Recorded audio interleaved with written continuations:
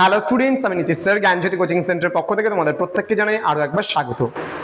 তো স্টুডেন্টস, আজকে তোমাদের সঙ্গে আলোচনা করব যারা এসকেবি অর্থাৎ সিধু কানু বিরসা ইউনিভার্সিটি আন্ডারে বিভিন্ন কলেজগুলোতে পড়াশোনা করছো ফার্স্ট সেমিস্টারে, এই বছর কলেজে অ্যাডমিশন নিয়েছো এবং মেজর হিসেবে যারা বাংলা রেখেছো তাদের জন্য আজকের এই ক্লাসটি ভীষণ গুরুত্বপূর্ণ। তার কারণ যে কোনো পড়াশোনার আগে সবার প্রথমে সিলেবাসটা আমার জেনে নেওয়া উচিত যে আমি কি পড়বো না পড়বো। তো আজকে তোমাদের সঙ্গে আলোচনা সিলেবাস সংক্রান্ত আলোচনা, কি কি পড়তে হবে না পড়তে হবে ডিটেলসে।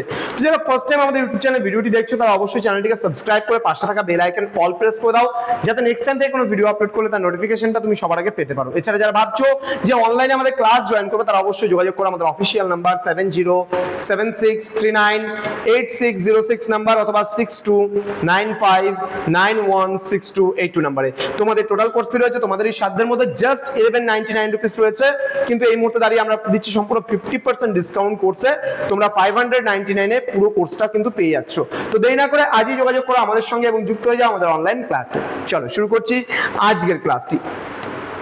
কি রয়েছে আমরা একটু দেখে নেব। এখানে আমরা সিধু কানু বিরসা বিশ্ববিদ্যালয়ের অধীনস্থ কোর্স কোডটা দেখে নিবা। তোমাদের কোর্স টাইটেল রয়েছে বাংলা সাহিত্যের ইতিহাস দশম থেকে অষ্টাদশ শতক। ঠিক আছে, এখানে পাঠ্যসূচির প্রধান স্তরের মধ্যে আমরা পড়বো প্রাচীন ও আদি মধ্যযুগ, অন্ত মধ্যযুগ, প্রাক আধুনিক পর্ব, এগুলো পড়বো। প্রাচীন ও আদি মধ্যযুগের মধ্যে যুগ বিভাগ, চর্যাপদ, শ্রীকৃষ্ণ কীর্তন পড়বো। এখানে শ্রী চৈতন্য মঙ্গল কাব্যের ধারা আমরা পড়বো। প্রাক আধুনিক পর্বের মধ্যে লোক সাহিত্য, কবিগান এবং পাঁচালী আমরা কিন্তু পড়বো। ক্লিয়ার? ওকে। যুগবিভাগ ও কালসীমা ও নিদর্শনের মধ্যে বাংলা সাহিত্যের প্রারম্ভিক কাল ও প্রাচীন যুগের একমাত্র নিদর্শন আমরা জানবো যে যুগ চর্যাপদ। ওকে, এখানে কালসীমা ঐতিহাসিক প্রেক্ষিতে যুগবিভাগ তাৎপর্য, বাংলা সাহিত্যের বিবর্তন ও যুগ পরিবর্তনের সমাজতাত্ত্বিক মূল্য আমরা পড়বো। রয়েছে চর্যাগীতি আবিষ্কার, মহামহোপাধ্যায় হরপ্রসাদ শাস্ত্রী কর্তৃক 1907 সালে নেপালের রাজদরবার থেকে চর্যাপদের আবিষ্কার কি করে করেছিল তার বিস্তারিত বিবরণ আমরা জানবো। দেন প্রেক্ষিত বিশ্লেষণ, যেমন প্রাচীন যুগের ধর্মীয়, সামাজিক ও ঐতিহ্যগত ঐতিহাসিক পটভূমি আলোচনা সম্পর্কেও আমরা জানবো। ক্লিয়ার? নেক্সট, আদি মধ্যযুগ। আদি মধ্যযুগে কি বলছে এখানে? তুর্কি আক্রমণ, শ্রীকৃষ্ণ কীর্তন কাব্য এবং প্রথম দিককার অনুবাদ সাহিত্য সম্পর্কে আমরা জেনে নেব। ওকে। নেক্সট, আদি মধ্যযুগের সাহিত্য ধারার মধ্যে রয়েছে তুর্কি প্রভাব ও শ্রীকৃষ্ণ কীর্তন বা কৃষ্ণ কীর্তন, তুর্কি আক্রমণের সর্বাত্মক প্রভাব এবং বাংলা সাহিত্যের অন্ধকার যুগের অবসান ঘটিয়ে বড়ু চণ্ডীদাসের শ্রীকৃষ্ণ কীর্তন কাব্যের সৃষ্টি ও গুরুত্ব আমরা পড়বো। মঙ্গল কাব্যের উদ্ভব ও মনসা মঙ্গল সম্পর্কে আমরা জানবো। মঙ্গল কাব্য ধারার সূচনা, লক্ষণ এবং প্রধান বৈশিষ্ট্যগুলো। আদি মধ্যযুগের অন্যতম শ্রেষ্ঠ কবি বিজয়গুপ্তের মনসা মঙ্গল কাব্যের রূপরেখা আমরা জানবো। অনুবাদ ও পদাবলী সাহিত্যের মধ্যে ভাগবত, রামায়ণ, মহাভারতের প্রথম যুগের অনুবাদ সাহিত্য, বিদ্যাপতি ও চণ্ডীদাসের রাধাকৃষ্ণ বিষয়ক কালজয়ী পদাবলী সাহিত্য আমরা জানবো। ক্লিয়ার?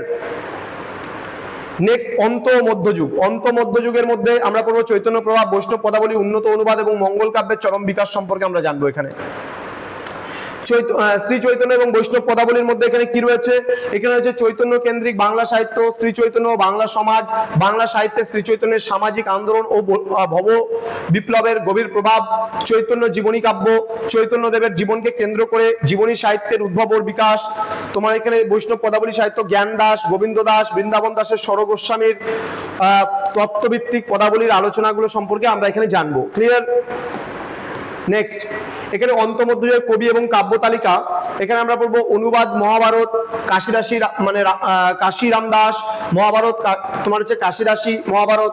দেন মঙ্গল কাব্য, মনসা মঙ্গল, কেতকা দাস খামানন্দ, মঙ্গল কাব্য, মনসা মঙ্গল কাব্য।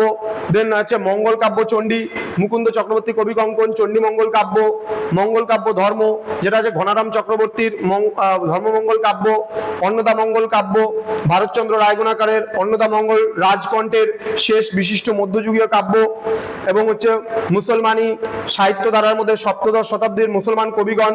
এখানে আরাকান ও রোসাঙ্গ রাজসভার প্রণয়োপাখ্যান সম্পর্কে আমরা কিন্তু এখানে পড়বো। প্রাক আধুনিক পর্ব 1760 থেকে 1800 খ্রিস্টাব্দের মধ্যে এখানে রয়েছে তোমার মধ্যযুগের ক্রান্তিকাল ও আধুনিকতার উন্মেষ পর্বের বিচিত্র লোকধারা সম্পর্কে আমরা জানবো। এখানে প্রাক আধুনিক পর্বের সাহিত্য ধারার মধ্যে এখানে মহারাষ্ট্র পুরাণ ও গাথা আমরা পড়বো। দেন বাউল ও কবিগান রয়েছে, টপ্পা ও পাঁচালী রয়েছে। ঠিক আছে, এই সমস্ত বিষয়গুলো সম্পর্কে আমরা ডিটেলসে কিন্তু পড়বো। ঠিক আছে, তো স্টুডেন্ট এই ছিল আজকের ক্লাস। তো আমাদের অফিসিয়াল নাম্বার এখানে দেওয়া আছে, দেখতে পাচ্ছ তোমরা 6295916282 এবং 7076398606 নম্বরে। আমাদের প্লে স্টোরে এডুকেশনাল অ্যাপ রয়েছে টিস্টিকল এডুকেশন, এই অ্যাপটা তোমরা ইনস্টল করে সেখান থেকেও কোর্সগুলোকে কিন্তু পারচেজ করতে পারো। তো দেখা হবে তোমাদের সঙ্গে খুব তাড়াতাড়ি আরো একটা নতুন ক্লাস নিয়ে। তোমরা প্রত্যেকেই ভালো থেকো, সুস্থ থেকো। Thank you so much, thanks for watching after all, thank you.